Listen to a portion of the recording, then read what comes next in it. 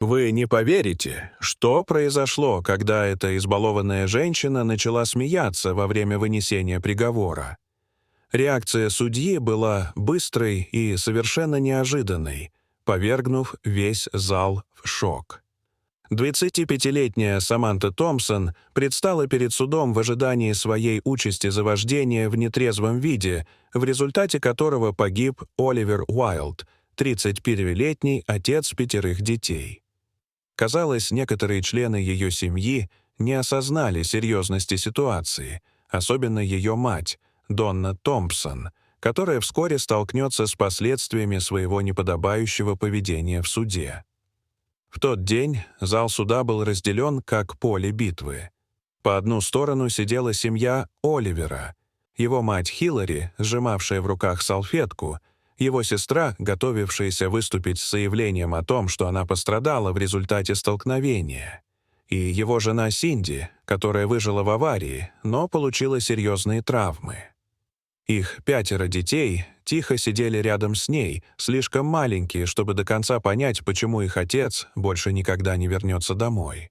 По другую сторону сидела семья Томпсон, что резко контрастировало с мрачной атмосферой по другую сторону прохода. Когда сестра Оливера поднялась, чтобы заговорить, в комнате воцарилась тишина. «Мой брат был из тех людей, которые готовы были отдать последнее нуждающимся», — начала она дрожащим голосом. «Он работал на 2 работах, чтобы прокормить семью. Теперь его дети будут расти без отца». В этот момент по залу раздался смех. Мать Саманты, Донна Томпсон, нашла что-то забавное и делилась этим с другой родственницей. Обе с трудом сдерживали смех, полностью игнорируя душераздирающие свидетельские показания, которые раздавались всего в нескольких шагах от нее. Судья Маргарет, известная своим деловым подходом, прервала слушание на полуслове.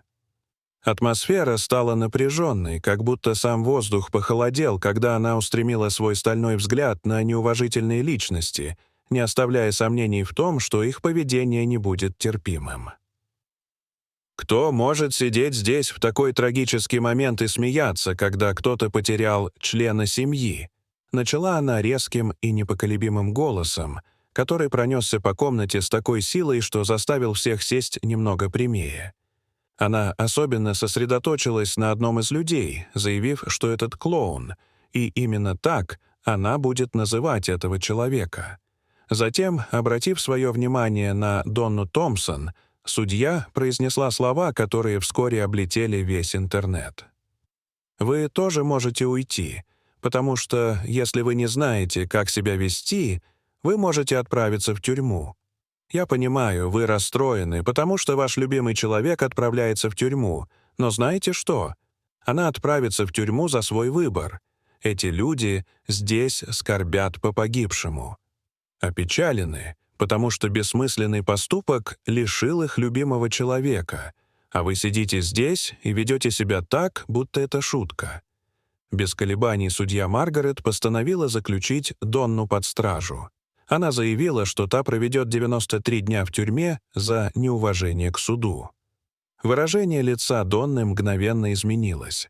От пренебрежительного неуважения к суду до потрясенного недоверия, когда судебные приставы уводили ее. «Ни сегодня, ни в любой другой день», — добавила судья Маргарет, давая понять, что подобное поведение недопустимо в ее зале суда. В зале воцарилась тишина, и все присутствующие наконец осознали серьезность ситуации. Саманта Томпсон, уже столкнувшаяся с последствиями своих действий, теперь наблюдала, как ее мать выводили, и ее собственный неверный выбор усугублял проблемы семьи. Семья Уайлд, хотя и продолжала скорбеть, почувствовала некоторую долю справедливости, увидев, как быстро и решительно устранили неуважение к их любимому человеку. Между тем, вынесение приговора Саманте Томпсон продолжалось, и стали известны все подробности трагической аварии. 13 января 2017 года Саманта выпивала в местном баре. На кадрах с камер наблюдения видно, как она, спотыкаясь, идет к своей машине, игнорируя друзей, которые предлагали вызвать ей такси. Она настаивала, что может вести машину, и эти слова будут преследовать ее всю жизнь. В тот же вечер Оливер Уайлд только что забрал свою жену Синди с ее поздней смены в местном доме престарелых. Каким-то чудом их 5 детей, которые обычно их сопровождали, остались с бабушкой. Когда Оливер и Синди возвращались домой, машина Саманты пересекла центральную линию и врезалась в них лоб в лоб. Оливер скончался на месте происшествия, а Синди получила серьезные травмы. Но, как она позже будет свидетельствовать в суде, физическая боль меркла по сравнению с эмоциональной травмой. В один бессмысленный момент она потеряла свою вторую половинку, а ее дети потеряли своего отца. «Я не испытываю к тебе ненависти, Саманта», — сказала Синди ровным голосом, несмотря на слезы. «Что я ненавижу, так это выбор, который ты сделала той ночью. Оливер всегда говорил, что каждый заслуживает второго шанса. Поэтому я надеюсь, что вы используете это время, чтобы стать тем, кто чтит его память, а не тем, кто принимает жизнь как должное». Мать Оливера, Хиллари, также обратилась в суд с необычной просьбой. Она не хотела, чтобы Саманта просто отбывала срок. Она хотела, чтобы она работала и поддерживала семью Оливера так, как это делал бы он сам, если бы был жив.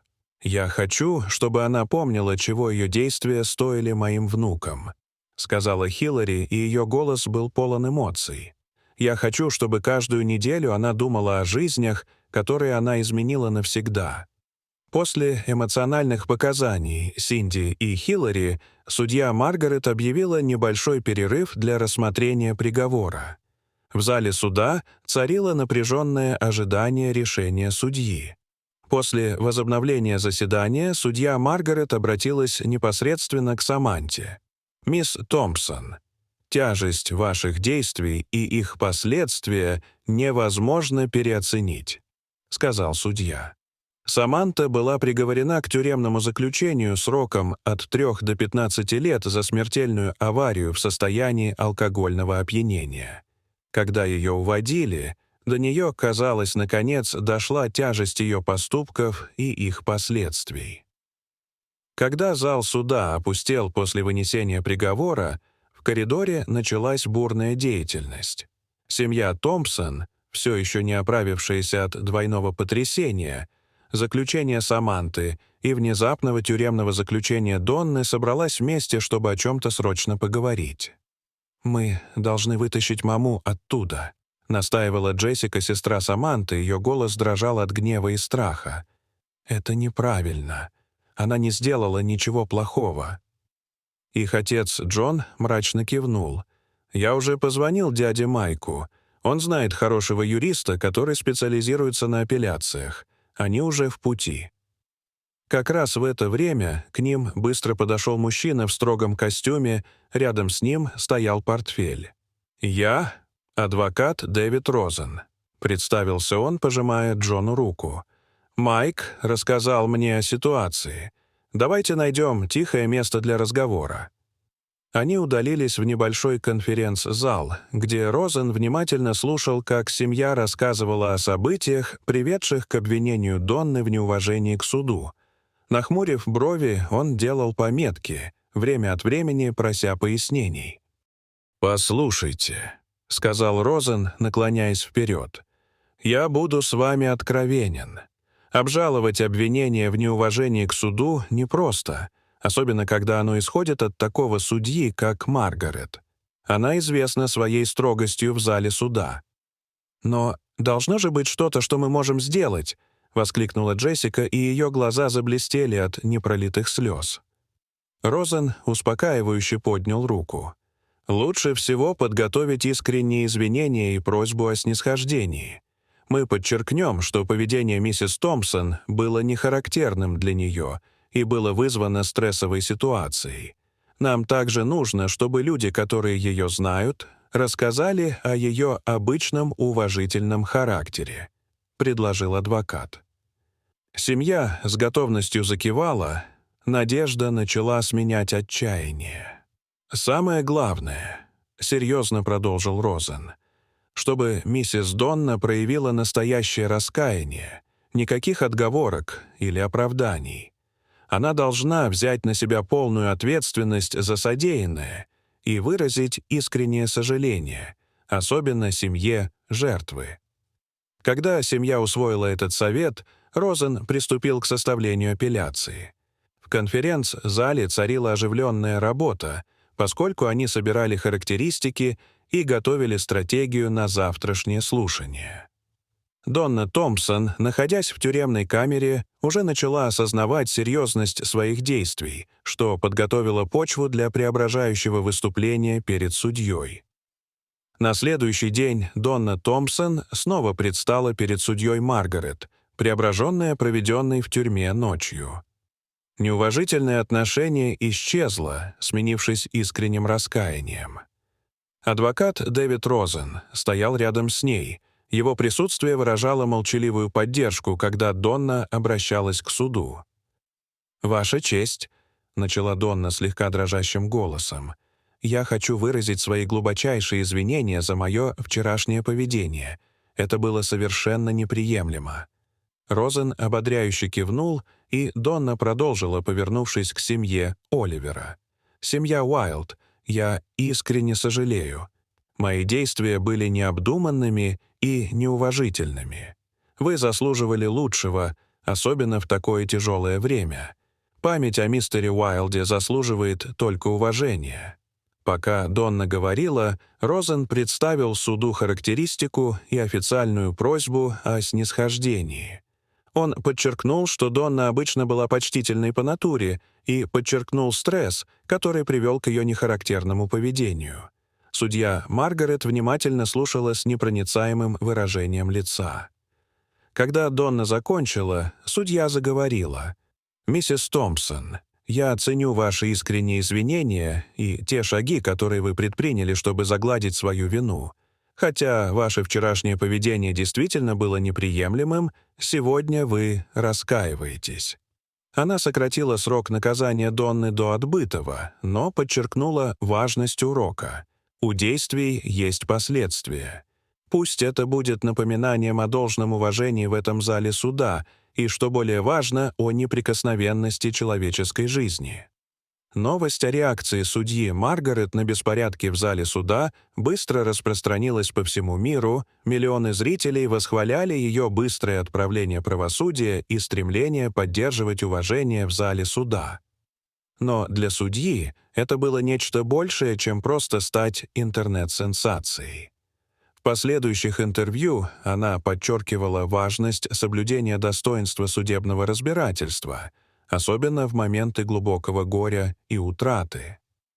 Что касается Оливера, то его семья продолжает выступать за ужесточение законов о вождении в нетрезвом виде и поддерживать другие семьи, пострадавшие от подобных трагедий. Дорогие зрители, что вы думаете об этой истории? Расскажите, пожалуйста, в комментариях. А если вам понравилось это видео, то ставьте лайк и подписывайтесь на наш канал. До свидания.